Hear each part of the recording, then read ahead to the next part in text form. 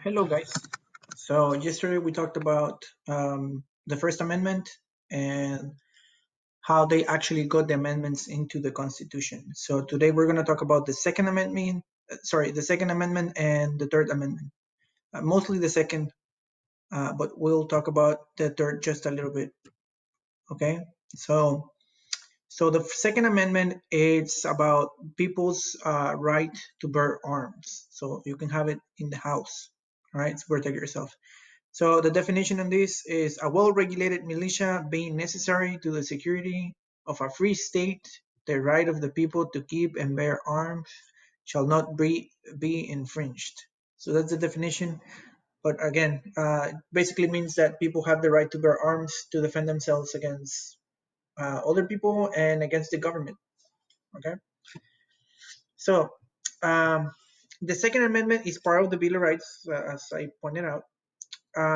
However, like the scholars, so those are the people that study law, they disagree over what the amendment actually means. So does it mean that you can have a gun regardless of what gun it is, or does it mean no, it's just a small arm or a small weapon so you can protect yourself and your family? Okay, so I'm pretty sure you've seen these a lot in the news, and now with the election, it's probably a little more. Okay, so first of all, what's a militia, right? So a militia, it's kind of like an army, but it's like a not a professional army. If that makes sense. So it says one of the biggest questions surrounds the phrase a well-regulated militia. Okay, so during the War of Independence, which the United States won just a few years before the Bill of Rights were drafted, militias played a key role in the American victory. So basically, there were a bunch of people that defended the colonists, but they were not an army. They were not in the army, so they were just regular citizens. It's like if all the teachers one day decide, you know what, we should probably arm ourselves and to protect the kids here in school. Okay, that would be a militia. So these were local groups of citizen soldiers who left their farms, jobs, and homes to fight against England. So again, these people were not trained, um, but I guess that they had love for the country and didn't want the outsiders, the British, here. Okay. So, oh, and sorry, by the way, guys, before you continue, um, go ahead and actually watch this video. This is an introduction video. It's by History Channel, and it's kind of good. Okay, it's about like 4 or 5 minutes long. Okay, so once you're done with that, then you keep reading. So that was the argument back then. So okay, so before it's because they had soldiers protecting people, but now what's the point, right? So today militias are pretty much a thing of the past. Unless you're watching some protests going on, there's always some type of militia going around with weapons. But that's for another day. So for the most part, they're done. Okay. So the question is whether the founding fathers, who drafted the Second Amendment, intended that the right to bear arms would only be in context of taking arms in a military context. So that means that okay, you can only bear arms only if you're in the military, kind of thing.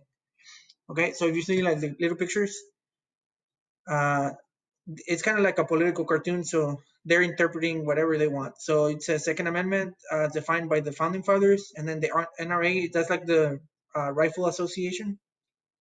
These people like to protect people's right to have arms, and then you have this argument too.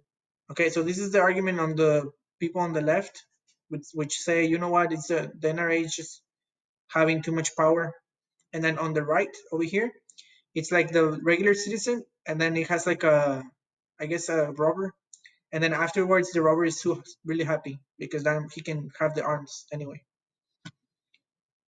All right. So what do the scholars say? Okay.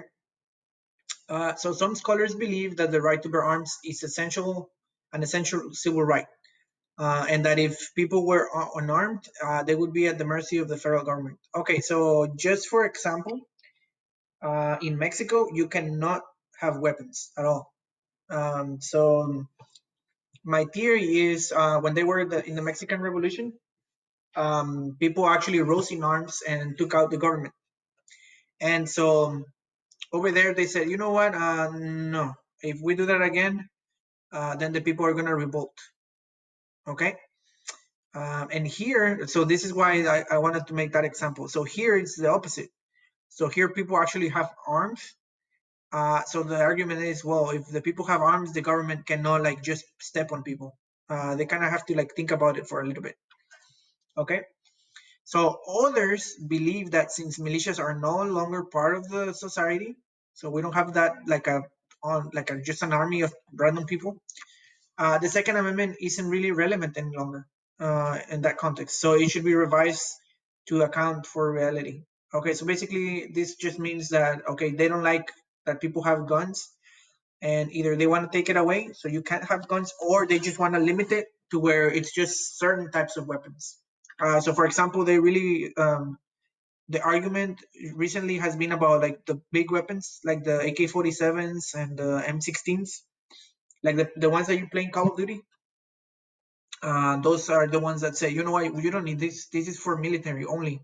You only need like a small weapon, like a, I don't know, 9mm or something that is just like a handgun. Okay, so that's the argument in both sides.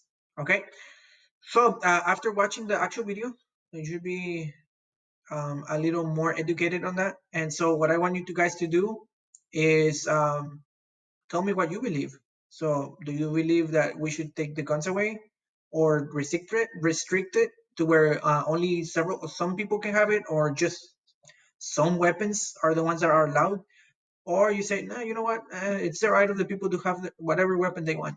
Okay, so you should be doing about 3 sentences. Okay, so a small paragraph. Okay, and then for my honors, if you're in my honors class, then you have a little different type of work. Okay, so I have 2 arguments. So this is the pro guns people, and this is the against guns. So for this assignment, you have to go into Clever and open Newsela.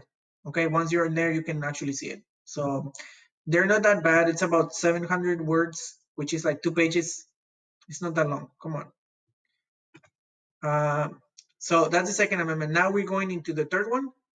And so the third one, it says, no soldier shall in time of peace be quartered in any house without the consent of the owner, nor in time of war. So basically, you cannot have people from the military going to your house and stay there. So during the Revolutionary War, there were soldiers, excuse me, that the government required. Like the British government said, you know what, since we don't have more barracks or places where like, basically like somewhere where they could stay, they said, no, you know what, if that's not the case, then just going to a farm and just going to a random house, right? So how would you feel if they one day just say, okay, now we're going to be in, I don't know, Panchito's living room, and I'm gonna be on Perlita's little room over there, or I'm gonna be in Jose's room over here. I'm pretty sure it wouldn't be that good, right? So you don't want people looking at your stuff. And so that's what these people were arguing here, like the founding fathers. But anyway, you can still go looking here. Um, this is a good video. He will show you basically a little more on it. Okay. So this is just a little picture. So at the time of the American Revolution, the British government quartered soldiers in colonists' homes. This is basically what I said. And also, they only, it's not really relevant, but they only did not just take the homes.